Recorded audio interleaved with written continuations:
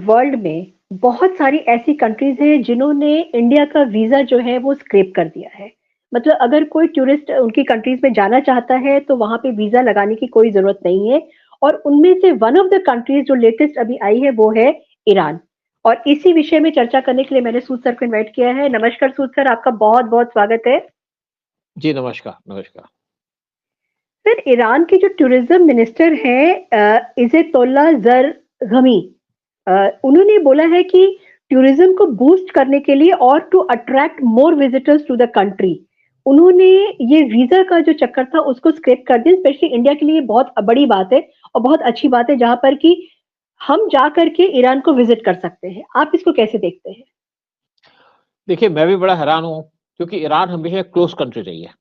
Iran की जो main economy थी वो ऑयल बेस्ड थी, लेकिन यूएस ने हम्म। सैंक्शन लगा दी तो ईरान की इकोनॉमी चरमराई हुई है। बहुत प्रॉब्लम है वहाँ पे। ईरान इस टाइम पे बहुत हम्म। चीजें एक्सपोर्ट करता है और जो मेनली एक्सपोर्ट करता है ड्राई फ्रूट्स और फ्रूट्स। फ्रूट बड़े अच्छे होते हैं वहाँ पे, ड्राई फ्रूट भी बहुत होते हैं। हम्म। लेकिन इंडिया के लिए क्यों? क्योंकि उसको इंडिया से कोई डर नहीं है, इंडिया की वहाँ कोई प्रॉब्लम नहीं है। ईरान ने इंडिया को छोड़ करके 32 और कंट्रियों के लिए वीजा खत्म कर दिया। और जो मेनली कंट्रीज जहाँ पे वीजा उसने बंद कर दिया, जिस कंट्री को वीजा नहीं देना पड़ेगा उनके लोगों को, वो है गल्फ की कंट्रीज और कुछ छोटी छोटी कंट्रीज हैं, जिससे वियतनाम हो गया और आसियान कंट्री। वहां पे भी कुछ लोग कंट्री को उन्होंने वीजा बंद कर दिया, वीजा मना कर दिया या वीजा खत्म कर दिया, हम्म। क्योंकि ईरान इस टाइम पे ओपन करने की कोशिश कर रहा है। लेकिन जो लोग वहां जाएंगे उनको केयरफुल रहना पड़ेगा, जो ईरान का सिस्टम है वो अडॉप्ट करना पड़ेगा। ईरान के अंदर आप जाते हैं तो आपको एक मोन्टू पहनना पड़ता है एक कोट होता है जो लेडीज पहनती है। जेंट्स के लिए हम्म। कोई कोट पहनना जरूरी नहीं है। और दूसरी बात है, उनको अपने बालों को ढक के रखना पड़ेगा स्कार्फ से। लेकिन ये नहीं है कि आपको वहां अच्छा। बुर्का पहनना पड़ेगा, बुरके की जरूरत नहीं है। ओके। और मैं कहता हम्म। हूँ कि ईरान का जो क्लाइमेट है एक्सीलेंट, हम्म। लेकिन ईरान के अंदर टूरिज्म की डेवलपमेंट नहीं है। जैसे हम वहां पे एम्बेसी में काम करते थे, हमें जाना होता था, हम पिकनिक जाते थे, परमिशन लेते थे वहां से और जाते थे जब, तो वहां पे डेवलपमेंट नहीं होती थी। लेकिन आप तेहरान में जाएंगे तो वहां पे बाजार के पास से पानी बहता है दोनों तरफ, बड़ा अच्छा सीन लगता है। और ईरान के लोग बहुत खूबसूरत लोग हैं और ईरान भी बहुत खूबसूरत है। और हम्म। ईरान अब वहां पे टूरिज्म ला रहा है। और पिछले 8 हम्म। महीने के अंदर वहां पे 4.4 मिलियन यानी कि 40 लाख लोग वहां विजिट किए हैं, जबकि वहां कोई विजिटर आता ही नहीं था, उनके रूल्स देख करके, उनका सिस्टम देख के। और मुझे लगता है ईरान अब ओपन आउट हो रहा है क्योंकि वो अपनी इकोनॉमी को बूस्ट करना चाहता है। और गल्फ कंट्री से लोग जाएंगे तो ईरान को मुझे लगता है फर्क नहीं पड़ेगा। लेकिन एक बड़ी इंटरेस्टिंग बात है कि ईरान ने इंडिया को तो वीजा फ्री कर दिया, हम्म। लेकिन पाकिस्तान को वो वीजा बड़ी मुश्किल से देता है। कोई पाकिस्तानी अप्लाई करे वीजा तो वो उसको वीजा देने के लिए 4 बार सोचता है, इसको दें, क्योंकि पाकिस्तान की रेपुटेशन खराब है। जबकि पाकिस्तान एक नेबरिंग कंट्री है, मुस्लिम कंट्री है, उसको ईरानियन वीजा नहीं देना चाहते। और इंडियन को इसलिए देना चाहते हैं कि इंडिया आज रिच बन रहा है, डेवलप हो रहा है हम्म। और इंडिया हर एक फील्ड में डेवलप कर रहा है। तो इसीलिए वो इंडिया को इनवाइट करना चाहते हैं अपनी कंट्री के अंदर। उनको पता है कि जहाँ इंडियन विजिट करेंगे वहां कोई पंगा नहीं करेंगे, कोई लॉ एंड ऑर्डर प्रॉब्लम नहीं होगी, क्योंकि हम किसी के हम्म। साथ इंटरेक्शन नहीं करते, हम किसी को हम्म। डिस्टर्ब नहीं करते। और इसीलिए आज वर्ल्ड के अंदर इंडिया को पूछा जाता है, इंडिया की रिस्पेक्ट की जाती है। और इसी वजह से ईरान भी इंडिया को रेस्पेक्ट दे रहा है वीजा फ्री करके। सर, मैं अब थोड़ा-सा ईरान का कभी हमारे कश्मीर को लेके उसका क्या स्टैंड रहा है? क्या कभी इंटरफेरेंस रहा है ईरान का कश्मीर को लेके? Kashmir issue, because Pakistan neighbouring देख कंट्री है। हम्म, देखो, मैं वहां पे रहा था तो हमारा जो मेन काम था वो देखना कि क्या हुँ। ईरान कश्मीर में इन्वॉल्व है। हमें एक भी इंसिडेंट ऐसी नहीं मिली जहां से ईरान के अंदर कश्मीर, ईरान की कश्मीर में इन्वॉल्वमेंट हो। और ईरान स्टेटमेंट जरूर देता है मुस्लिम अपीसमेंट के लिए, लेकिन ईरान कभी इन्वॉल्व नहीं होता कश्मीर के अंदर, या कोई मिलिटेंट एक्टिविटी नहीं है उसकी तरफ से। हुँ। हिजबुल्ला है उसके मिलिटेंट्स जो हुँ। इसराइल के खिलाफ काम करते हैं, लेकिन कभी इंडिया के खिलाफ हुँ। कोई काम नहीं करता। मैं जैसे वहां पे बात करूं, ईरान के अंदर कुछ ऐसे लोग हैं जो हिंदी बोलते हैं, वो बिलोंग करते हैं यस को। अच्छा। और जब मैं भी वहां था, ओके। हाँ, यस प्रोविंस के अंदर लोग हिंदी बोलते हैं, वहां पे कारपेट बहुत अच्छे मिलते हैं। मैं कारपेट लाया था वहां से 1993 में, और आज तक मेरे घर में वो कारपेट बिछा हुआ है। और आप देखेंगे ऐसा लगेगा नया कारपेट है। और बहुत दोस्त थे मेरे ईरान के अंदर, लेकिन हमने कभी हुँ। ईरान के अंदर उल्टी सीधी कोई हरकत नहीं की, क्योंकि वो हमारा एजेंडा ही नहीं है। हमारा सिर्फ एजेंडा था अपनी कंट्री के इंटरेस्ट को देखना कि क्या ईरान किसी तरीके से कश्मीर में इन्वॉल्व है, और उसकी कोई इन्वॉल्वमेंट नहीं थी। और मैं सोचता हूँ कि अगर मेरी कोई फॉरेन पोस्टिंग हुई है, जो सबसे अच्छी पोस्टिंग थी वो थी ईरान। जबकि उस टाइम पे हमारे पास कुछ दिक्कत भी हुई, वो हुई जो उस टाइम पे हमारे एम्बेसडर थे हामिद अंसारी, उनकी वजह से। हाँ, लेकिन अदरवाइज उसी पे आ कोई रही थी प्रॉब्लम अभी। नहीं थी। हाँ, कोई प्रॉब्लम नहीं थी वहाँ पे।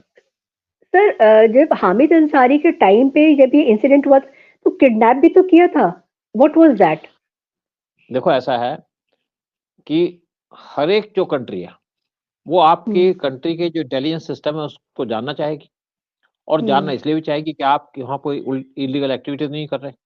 और हमीद अंसारी के टाइम पे यही हुआ। उन्होंने हमको एक्सपोज किया, उन्होंने बाकी लोगों को भी एक्सपोज किया, और वहाँ पे 4 लोग किडनैप हुए थे। पहला था एक कपूर था उसका नाम, दूसरा एक डीबी माथुर था। पहला संदीप कपूर, दूसरा डीबी माथुर, तीसरा एक मोहम्मद उमर, और चौथा पीके वेणुगोपाल। ये 4 लोगों को किडनैप किया गया था। और ना तो उससे पहले, अंसारी से पहले, ना अंसारी के जाने के बाद किसी को किडनैप किया गया, और कोई किसी को दिक्कत नहीं थी ईरान के अंदर। ये ज़रूर है कि मेरे को कोशिश की गई थी कि वो मेरे को ज़रूर किडनैप करने की कोशिश करेंगे, लेकिन ओके। मैंने प्रिकॉशन ली, और मैं किडनैप नहीं हुआ। और दूसरी बात है कि लेडीज़ की बहुत इज़्ज़त करते हैं वो। अगर जैसे मैं फैमिली के साथ जा रहा हूँ, तो मेरे को तंग नहीं करेंगे, तंग तो वैसे भी नहीं किया। देखिए, किसी ने कोई तंग नहीं किया, और ना वो किडनैप करेंगे। तो मैं जब बाहर निकलता था, क्योंकि मैं एक्सपोज़ हो चुका था अंसारी साहब की मतलब जो दरियादिली है उसकी वजह से। लेकिन ना तो उन्होंने मुझे परेशान किया, ना मेरी फैमिली को परेशान किया। मेरी लड़की स्कूल से आती, छोटी-सी लड़की उस टाइम पे, केजी में पहली क्लास में पढ़ती थी। स्कूल से आती थी, सामने एक ऑफ़िस था, वहाँ पे लड़कियाँ बैठी होती थी। उस ऑफ़िस से खिड़की से देखती थी, तो उसका कई बार ना वाइफ़ बाहर घूमने गई है या कोई परचेज़िंग करने गई है, तो उस लड़की का हाथ नहीं पहुँचता था बेल तक। तो वो मेरी लड़की को अपने ऑफ़िस में ले जाती थी, और वहाँ बिठाती थी उसको, और खाना खिलाती, चावल वग़ैरह खिला देती थी उसको, जैसे मीट चिकन वो खिलाती थी। लेकिन कोई प्रॉब्लम नहीं थी, प्यार करते थे वो। और मैं एक बात कहूँ कि वहाँ पे इंडियंस की बहुत रिस्पेक्ट है। जैसे हम किसी ईरानी के साथ मिले, तो वो कहता है कि जी, कोई भी ईरानी पुराने टाइम में अगर फ़ॉरेन जाता था तो कहते तो आप तो फ़ॉरेन गए हैं। लेकिन कोई इंडिया जाता था, तो कहते थे अच्छा आप हिंद जा रहे हैं, तो उनकी भौहें चढ़ जाती ओके। थी। मतलब एक सरप्राइज़ हो जाता था उनको। हिंद की इतनी रिस्पेक्ट थी। और जब हम कभी घूम रहे, जैसे बाबरी मस्जिद की इंसिडेंट हुई, तो मैं वहाँ पे गाड़ी रखी नहीं थी मैंने, क्योंकि टैक्सियाँ बड़ी ईज़िली अवेलेबल है। रनिंग टैक्सी चलती हैं, एक पॉइंट से दूसरे पॉइंट तक। और अपनी एम्बेसी के बाहर खड़ा था, तो टैक्सी आई, मैं उसमें बैठ गया, क्योंकि वो पॉइंट टू पॉइंट चलती है, और सस्ती भी थी। ₹2 में आपको घर पहुँचा देगी। तो एक लेडी बैठी थी आगे ड्राइवर के साथ। उसने कहा, "शुमा हिंदी? मतलब आप हिंदी हो?" तो मैंने कहा, "बाले" बाले मतलब यस। ओके। तो ड्राइवर से कहते ही इन्होंने मस्जिद गिराई, हँस के बोली कि इन्होंने मस्जिद गिराई है इंडिया के अंदर। वो कहता है, "वेरी गुड।" मतलब ईरान के अंदर मस्जिदें गिरती रहती हैं। ईरान की गवर्नमेंट ने कोई हमारे को तंग नहीं किया, कोई ऑब्जेक्शन नहीं उठाया इंडिया के साथ कि आपने मस्जिद गिरा दी। और देखा जाए तो बड़े अच्छे फ्रूट्स मिलते हैं, ड्राई फ्रूट्स मिलते हैं, और ये लोग हमारे साथ विज़िट भी करते थे। लेकिन ईरानियन को इंडिया के साथ और भी इंटरेस्ट है। हमारी हिंदी फ़िल्मों में इंटरेस्ट था, हमारे गानों में इंटरेस्ट था, और हमारे म्यूज़िक के अंदर इंटरेस्ट था। हम कभी जैसे पिकनिक जाते थे, ग्रुप में जाते थे ना वहाँ पे, तो छोटे-छोटे बच्ची आ जाती वहाँ पे, कई रोने लग जाते थे, हमको बिंदी चाहिए, हमको चूड़ियाँ चाहिए, तो अपने पास रखते थे हम। लेकिन बहुत प्यारे लोग हैं, और मैं उनकी गवर्नमेंट को के बारे में कुछ नहीं कहूँगा, किस टाइप की गवर्नमेंट है, लेकिन कोई वैसे परेशानी नहीं करते किसी को। जैसे वहाँ पे हाफ स्लीव्स अलाउड नहीं है, तो आप मत पहनिए, और वैसे भी वहाँ पे ठंडा मौसम है, तो हाफ स्लीव पहनने की ज़रूरत ही नहीं है। और अगर आप स्कार्फ ले लेंगे सिर पे, तो दिक्कत नहीं है कोई। और अगर आपने साड़ी पहनी है, उसके ऊपर आप मुंडू ले लेंगे, तो कोई दिक्कत नहीं है। तो मुझे लगता है कि जो ये इन्होंने अपना वीज़ा फ्री किया इंडियंस के लिए, वो इंडिया को इनवाइट करना चाहते हैं। और जनरली देखिए, लोग पसंद करते हैं। जैसे हम वहाँ पे जाते थे, अपने एयरपोर्ट से उतरेंगे तो कस्टम में जाएँगे, तो वो भी हमको बड़ी इज़्ज़त दिया करते थे। और इज़्ज़त हमारे हिंदू होने पे, इज़्ज़त हमारे हिंदुस्तानी होने पे।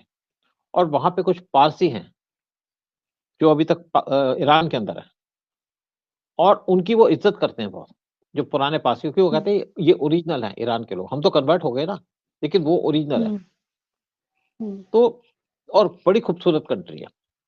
हम कैस्पियन सी में गए थे घूमने के लिए, पूरी बस लेके गए थे, 2 बसें थी हमारे पास, साथ में कुक ले गए थे अपने, रास्ते में खाना बनाते थे, रास्ते में होटलों में ठहरा करते थे और घूम घाम करके वापस आ गए और बड़ा एंजॉय किया क्लाइमेट की वजह से। और कैस्पियन सी एक बड़ी सिनेटिक जगह है वहां पे। मतलब ये कि टूरिस्ट प्लेस वहाँ पे बहुत अच्छी जगह है घूमने के लिए, और इंडिया की पेइंग कैपेसिटी अब धीरे-धीरे करके बहुत बढ़ गई, क्योंकि ऑफ लेट मैंने भी चीज़ ऑब्जर्व की है कि हम लोग हिंदुस्तान तो घूमते ही घूमते हैं, मंदिर में तो जाते ही हैं सब जगह दर्शन करने के, लेकिन एक बहुत बड़ा तबका हमारे यहाँ का वो भी है जो फॉरेन कंट्री जाता है वेकेशंस के लिए। तो ईरान ने अगर ये काम किया है तो मुझे लगता है कि ये उनके लिए भी बहुत फ्रूटफुल रहेगा, और ये देख करके इंडिया की कैपेसिटी क्या होगी, पेइंग कैपेसिटी क्या होगी, इसलिए उन्होंने वीजा फ्री कर दिया है। एक और बात थैंक यू कहूंगा सो मैं, मच। देखो जी नहीं, जी इसमें एक और बात है, देखो वहां पे एक जी। गुरुद्वारा है तेहरान के अंदर, अच्छा, हाँ, राइट राइट, वहां हाँ। पे इंडियन स्कूल भी है और कुछ हम्म सिख हैं वहां पे जो काफी टाइम से वहां रह रहे हैं, और हम्म किसी भी सिख को कोई परेशानी नहीं हुई आज तक। और दूसरी तरफ जायदार एक जगह, वहां पे भी एक गुरुद्वारा है, वहां भी सेम सिचुएशन है। उनको कई बार शक ओके। जरूर रहता था कि इंडियन कोई गड़बड़ तो नहीं कर रहे, या इंडियन एम्बेसी के लोग या रॉ के लोग, लेकिन उन्होंने भी देख लिया, कोई परेशानी नहीं होती थी। और हम्म अगर हमीद अंसारी ने हम्म वहां पे लोगों को किडनैप कराया, तो ये लोग कोई हमीद अंसारी को पसंद नहीं करते थे, क्योंकि यहाँ पे शिया सुन्नी जरूर चलता है ईरान के अंदर, हम्म हिंदू और मुस्लिम नहीं चलता, शिया सुन्नी चलता है, हम्म और इसीलिए अंसारी को पसंद नहीं करते थे। लेकिन हमसे नफरत भी नहीं करते, चाहे लोग हो चाहे गवर्नमेंट हो। हम्म और मैं कहूंगा ना कि जो अगर सबसे अच्छा क्लाइमेट है तो ईरान में था। लेटेस्ट नहीं कह सकता कैसा क्लाइमेट होगा, स्नो भी गिरती है। अगर वहाँ पे बाजार जो है उनका, जो मेन बाजार है, वहां जाएंगे तो दोनों तरफ पानी बहता है जो हिल्स से आता है। तो एक बार जैसे मेरा बेटा था, छोटा था, हम्म लड़का भी होगा 1.5-2 साल का, वो हाथ हम्म मिस हो गया हमारे हाथ से, तो नेचुरली हम परेशान हो गए। तो हम जब वापस गए तो एक ईरानियन लेडी ने उसको गोदी में उठाया हुआ और आइसक्रीम खिला रही थी। मैंने ओके। इतने प्यार करने वाले लोग नहीं देखे जितने ईरानियंस हैं। मतलब आप जाएंगे ना पाकिस्तान के अंदर तो उनका ऐसे एक आदमी आ जाएगा, लेकिन हम्म यहाँ पे कोई तकलीफ नहीं हुई हमको। मैं 3.25 साल रहा, हम्म अंसारी की वजह से मुझे जरूर जल्दी आना पड़ गया, लेकिन कोई वैसे इशू नहीं था। और मैं सोचता हूँ कि जब इन्होंने इंडिया को वीजा फ्री किया तो इंडियंस को ईरान में विजिट करना चाहिए। बस थोड़ी प्रिकॉशन लीजिए हम्म कि जब आप जाएंगे तो एयरपोर्ट पे आपको समझाई देंगे, या जाएंगे पूछ के जाइए कि आपको एक स्कार्फ लेना पड़ेगा सिर पे, और जाकर के एक मोंटू ले लीजिए, जैसे ओवरकोट होता है। और वैसे देखा जाए तो वहाँ का मौसम इस टाइप का कि आपको ओवरकोट की जरूरत पड़ेगी। पड़ेगी। और ईरान के आसपास हिल्स, वहाँ पे बर्फ भी गिरती है, बड़ा अच्छा व्यू है वहाँ पे। और गर्मियों के अंदर वहाँ पे कई बार टेम्परेचर जरूर पहुंच जाता था 38-39 डिग्री, लेकिन अगर आप किसी पेड़ के नीचे खड़े हो गए तो आपको गर्मी नहीं लगी, और घर के अंदर आप रात को पंखा चलाएंगे तो आपको ठंड लगने लग जाएगी। तो हमारे पास टाइम वाला पंखा था कि 4 घंटे चल के पंखा बंद हो जाएगा। और मुझे लगता है कि ईरान जब टूरिज्म अपनी कंट्री के अंदर बढ़ाएगा तो ईरान की इकोनॉमी, उसमें भी लोगों को हेल्प मिलेगी। और ईरान के अंदर एक और बात है कि हम जब अपना डॉलर तुड़वाते थे, ऑफिशियल रेट था उस टाइम पे 7 तोमान पर डॉलर, लेकिन अनऑफिशियली हमको 20 टाइम्स ज्यादा मिलता था, यानी कि 140 तोमान, 20 टाइम्स। और हम्म इसकी वजह से हम बड़ी शॉपिंग भी कर पाते थे वहां। मतलब जैसा देश है वैसा अगर हमने आपको वहाँ पे ढाल करके वैसा भेष उनका जो है अगर अपना लिया तो कोई प्रॉब्लम ईरान में नहीं होगी।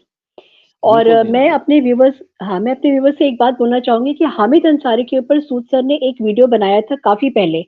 अगर आप इंटरेस्टेड हैं उसको जानने के बारे में कि एग्जैक्टली उस समय क्या हुआ था और क्या प्रॉब्लम्स फेस की गई थी रॉ के ऑफिसर्स को और क्या किया गया था, मतलब वो दिल दहलाने वाली चीजें हैं। उस वीडियो को आप खोजिएगा, आपको जरूर मिलेगा। काफी पहले का है वो वीडियो, लेकिन आपको आई एम श्योर जरूर मिल जाएगा अगर आप डालेंगे उस पे अपना नहीं, यूट्यूब पे। ऐसा है, जो ईरान के इंसिडेंट्स है ना, इसके बाद हम फिर इसके ऊपर वीडियो बना सकते हैं, अगर लोग डिमांड करेंगे सर तो। I would love to make a video with you on Hamid Ansari, क्योंकि मैं ठीक है, चाहती हूँ एक कि लोगों को क्यों पता चले एग्जैक्टली उस समय क्या हार्डशिप्स फेस किया था नहीं, आपने और देखिए, भारत देखो, मतलब हार्डशिप तो एक अलग बात है, प्रिकॉशन ली, ने। हाँ, और हिम्मत हिम्मत भी थी।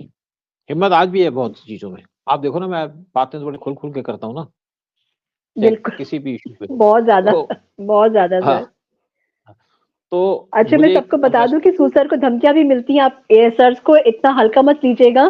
सूसर को धमकियां भी मिलती हैं और वो बहुत ब्रेवली उनको फेस करते हैं। अच्छा, एक और बात थी अभी एक्चुअली, जी। मिस्टर वोरा है, दीपक वोरा, इंडिया के हम्म। एम्बेसडर रहे थे। मेरे को एक न्यूज़ चैनल हम्म। में मिले वो, तो कहते कि मैं आपको बड़ा अच्छे से फ़ॉलो करता हूँ, आपको मैं एप्रिशिएट करता हूँ, क्योंकि आप बोलते बड़ी अलग बातें हैं। मैं अलग बात बोलता हूँ ना कई बारी। हाँ तो जी, हाँ एक जी। चैनल में हम दोनों साथ खड़े थे, कहते कि मैं आपको ईरान से फ़ॉलो कर रहा हूँ। जब मैं ईरान में था, वो ईरान में एम्बेसडर रहे थे, ओके। और उन्होंने मेरी वहाँ पे एक्टिविटीज़ देखी होंगी, सुनी होंगी कि मैंने क्या-क्या करिश्मे किए, जब अंसारी के वहाँ पे अपने एम्बेसडर थे। और मैं आपको बताऊँ कि मैं ईरान से वापस आया था 1993 में, और शायद 10 साल के बाद मेरा कोई वहाँ पे कुलीग गया, तो कुलीग गया तो उसका फ़ोन आ गया। हम्म। कहता है, बॉस, मैं ईरान में आया हूँ और मैं हैरान हो गया हूँ कि आज भी आपको जो लोकल स्टाफ है याद करता है।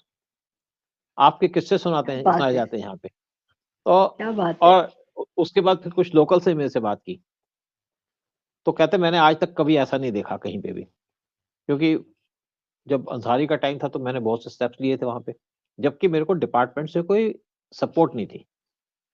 हम्म। लेकिन मैंने अपने दम पे काम किया, क्योंकि मेरे नेशन का काम था, मेरे फ्रेंड्स का, मेरे कुलीग्स का काम था।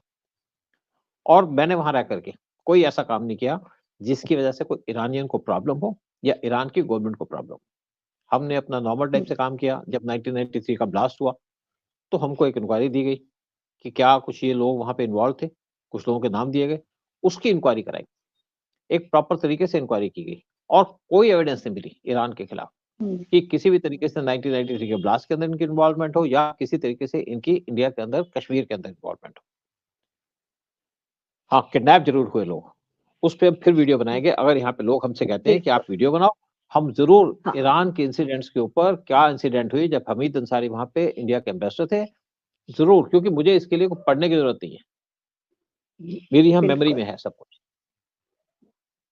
तो कमेंट सेक्शन में आप लोग जरूर लिखिएगा if you really want to see and experience through Sood sir कि उस समय क्या हुआ था हामिद अंसारी के टाइम पे। तो हम उस वीडियो को लेकर के जरूर आपके सामने आएंगे, क्योंकि मेरा भी मन है। मैं उस वीडियो को देख चुकी, मैं भी उस पार्ट थी उस वीडियो का, और मैं दोबारा पार्ट होना चाहूंगी इस सब्जेक्ट को लेकर।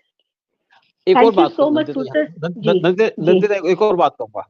हाँ जब जी सर, पीछे हाँ एक जी। झंडे का इश्यू हुआ था हमीद अंसारी के चक्कर में, कि हम्म। झंडे को डिसरिस्पेक्ट की गई हाँ। थी, तो तब मैंने बिल्कुल। ट्वीट डाला था। और जब ट्वीट डाला हम्म। था, मेरे पास कुछ जर्नलिस्ट आए कि हम आपसे आर्टिकल लिखवाना चाहते हैं, तो मैंने उनको आर्टिकल में ब्रीफिंग कर दी क्या-क्या हुआ था।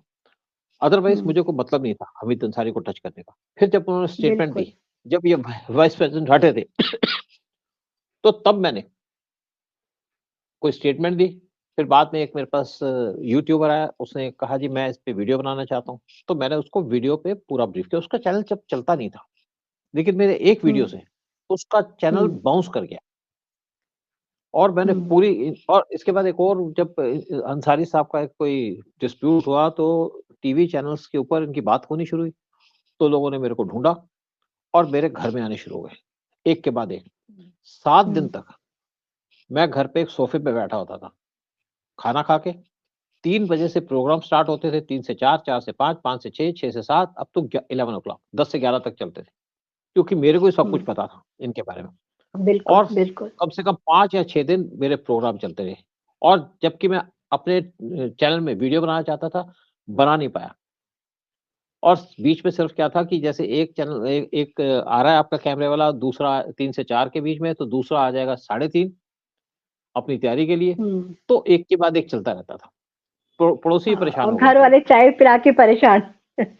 चाय नहीं पिलाई, चाय तो मेरे को भी नहीं मिली ना, मैं पीने का टाइम कहाँ था? अच्छा। एक प्रोग्राम खत्म हुआ तो हाँ, दूसरा स्टार्ट हो गया। हाँ, तो हाँ, बस एक बिल्कुल पानी का एकदम। ग्लास होता था, कभी 2 घूँट पी लिए तो ठीक है। चलो। चलिए, बिल्कुल, थैंक यू सो मच। और हम लोग ज़रूर इसके ऊपर फिर से बात करेंगे। और ईरान ने जो काम किया है वो हमारे लिए भी बहुत अच्छा है, ईरान के लिए भी अच्छा है, क्योंकि हमारी पेइंग कैपेसिटी बढ़ गई है और ये हमारी इकोनॉमी दिखाता है कि हम आज कहाँ से कहाँ पहुँच गए। Thank you sir so much. जय हिंद, जय भारत। मेरा भारत महान। मेरा भारत महान।